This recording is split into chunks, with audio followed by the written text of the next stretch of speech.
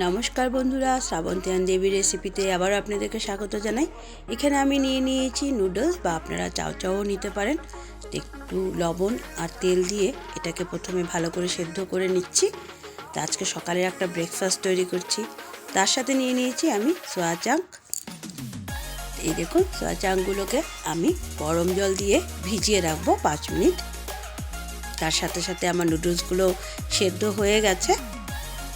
এবার গরম জলে 5 মিনিট ভেজাবার পর ভালো করে ধুয়ে জল চিপে এগুলোকে তুলে নেব। এই দেখুন, পুরো ঝরঝরা। আর এই দেখুন, এখানে আমার নুডলসগুলো ভালো সেদ্ধ হয়ে গেছে। আমি জল ঝরিয়ে নিয়েছি। এবার এর মধ্যে একটুখানি তেল মেখে রাখবো, যাতে নুডলসগুলো যখন বানাবো পুরো ঝরঝরা থাকে। তার জন্য নুডলসের জল ঝরিয়ে এর মধ্যে একটু তেল মেখে রাখবেন, দেখবেন একদম ঝরঝরা হয়ে যাবে। পুরো দোকানে যেরকম থাকে ঠিক সেই রকম। এই দেখুন, আমার এটা পুরো রেডি।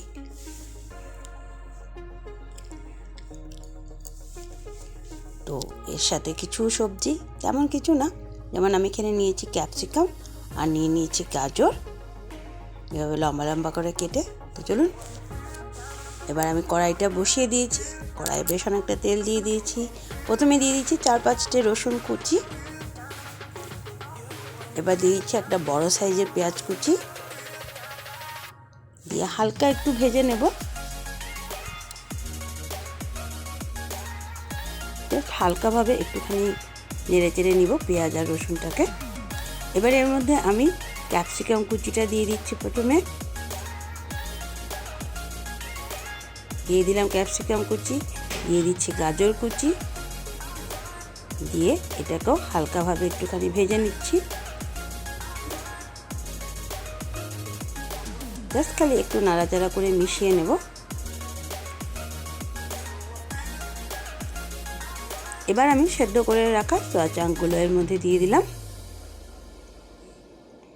দিয়ে আবারও ভালো করে সব মিশিয়ে নিয়ে একটু ঢাকা দিয়ে এটাকে 1 মিনিট রেখে দেব। তো বন্ধুরা, আপনারা যারা যারা আমাদের চ্যানেলটিকে দেখছেন, অবশ্যই লাইক করুন, শেয়ার করুন আপনাদের বন্ধুবান্ধবদের সাথে। সাবস্ক্রাইব করলে অবশ্যই বেল আইকনটি প্রেস করতে ভুলবেন না।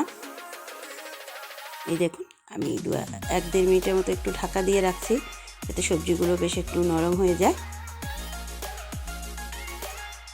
বেশ সবজিগুলো একটু নরম হয়ে এসছে।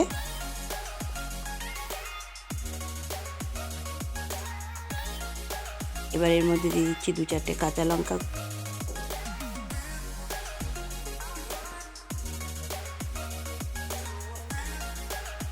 মাঝে মধ্যেই একটু নেড়ে চেড়ে দিতে হবে, না হলে নিচে দিয়ে লেগে যেতে পারে, যেহেতু সোয়া চাঙ্কের মধ্যে একটা জল জল ভাব থাকে, তার জন্য। বেশ হালকা হালকা এটা ভাজা হয়ে এসছে। এবার আমি এর মধ্যে নুডলসগুলো দিয়ে দেব।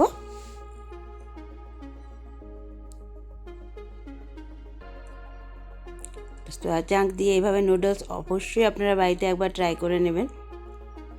পুরো দোকানের মতো লাগে খেতে, ঠিক সেইভাবেই তৈরি করছি রেসিপিটা।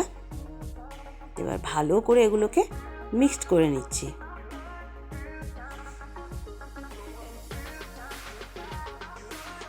আমার মিক্সড করা হয়ে গেছে। এবার আমি এর মধ্যে দিয়ে দিচ্ছি পরিমাণ মতো লবণ। লবণটা দেওয়ার পর আবারও ভালো করে পুরো লবণটাকে সাথে মিশিয়ে নিতে হবে, যাতে পুরো নুডলসের লবণটা একসাথে ভালোভাবে মিশে যায়, সেদিকে লক্ষ্য রেখে ভালো করে মিক্স করে নিতে হবে। এতে আমার পুরো মিশানো হয়ে গেছে। বেশ হালকা হালকা একটু ভাজাও হয়ে এসছে। এবার এর মধ্যে আমি কিছু সস দিব। প্রথমে আমি দিয়ে দিয়েছি, এখানে আমি দিয়ে দিলাম সোয়া সস 2 চামচ, দিয়ে দিচ্ছি রেড চিলি সস 1 চামচ, এবার দিয়ে দিব গ্রিন চিলি সস 1/2 চামচ, দিয়ে ভালো করে এবার আবারও এগুলোকে মিক্স করে নেব। তো এইটা পুরোই সসের উপরে, soya sauce, green chilli sauce and red chilli sauce আমি দিয়ে দিয়েছি এর মধ্যে। দিয়ে এইবার খুব ভালোভাবে এগুলোকে সসের সাথে মিক্স করে নিতে হবে, যাতে পুরো নুডলসে আর সয়া চাংসে সসের ফ্লেভারটা ঢুকে খুব ভালোভাবে মিক্সড করে নিচ্ছি আমি।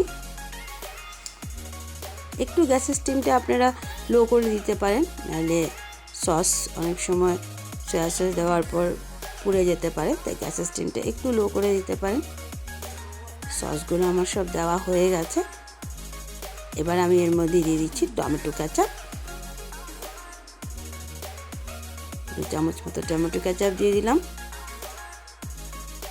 দিয়ে আবারও ভালো করে মিক্সড করে নেব।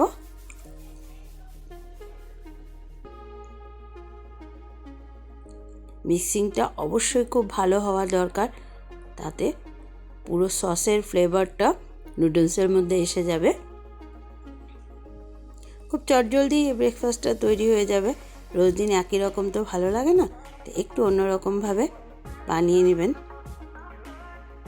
এবার দিয়ে দিচ্ছি 1 চামচ গরম মশলা। ব্যাস, আর কিছুই মশলা এর মধ্যে দেওয়ার নেই।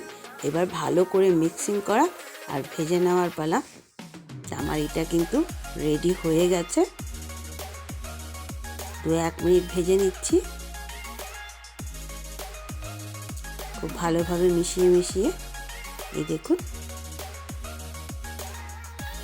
কালারটাও আস্তে আস্তে কিন্তু চেঞ্জ হতে শুরু করে দিয়েছে।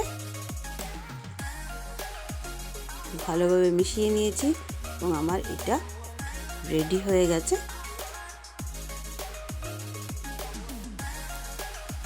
আরেকবার একটু নেড়ে দেখে নিচ্ছি, পুরো রেডি। এবার গ্যাসটা অফ করে এটাকে নামিয়ে নেব। গরম গরম পরিবেশন করব সয়া চাংস দিয়ে। এই নুডলসের রেসিপিটি অবশ্যই আপনারা বাড়িতে ট্রাই করবেন, অবশ্যই আমাকে জানাবেন কেমন হয়েছে। দেখুন দারুণ কিন্তু হয়েছে, পুরো দোকানের মতো। তো বন্ধুরা, অবশ্যই আপনারা এটা বাড়িতে ট্রাই করে নেবেন। সবাই ভালো থাকবেন, আবারও দেখা হবে নতুন একটা রেসিপির সাথে। ততক্ষণের জন্য ধন্যবাদ।